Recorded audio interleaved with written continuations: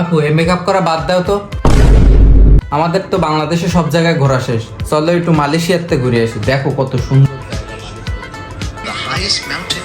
আপু। চলো না এবার আমরা একটু বাইরের দেশের থেকে ঘুরে আসি, দেশে তো আর দেখার মতো কিছু নেই আমার। বাইরের দেশ? তুই জানিস বাইরের দেশে ঘুরতে যাওয়া কতটা ঝামেলার?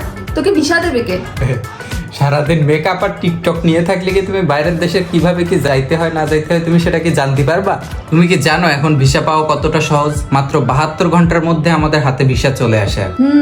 তুই তো প্রেসিডেন্ট, যার কারণে তোরা 3 দিনের ভিতরে এসে বাড়ি এসে ভিসা দিয়ে যাবে, তাই না? তুমি তো কিছুই জানো না, এখন মালয়েশিয়ার ভিসা পাওয়া কতটা সহজ জানো? তুমি তো চাকরি করো, অল্প কয়েকটা কাগজের মাধ্যমে তুমি খুব সহজেই ভিসা পাইতে পারো। কি বলিস? তাই?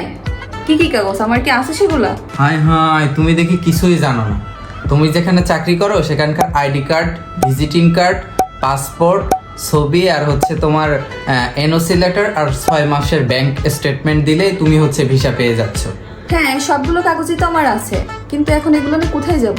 আপু এই কাগজগুলো তো আমারও আছে, চলো আমরা দুইজনে কাগজগুলো নিয়ে Jamuna future park city trip ইন্টারন্যাশনালে যাই।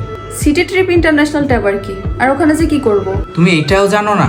সিটি ট্রিপ ইন্টারন্যাশনাল হচ্ছে একটা ট্যুর অ্যান্ড ট্রাভেলস কোম্পানি। এরা যারা বিদেশে ঘুরতে যায় পর্যটকদের সমস্ত ভিসার প্রসেসিংটা ওরা করে থাকে।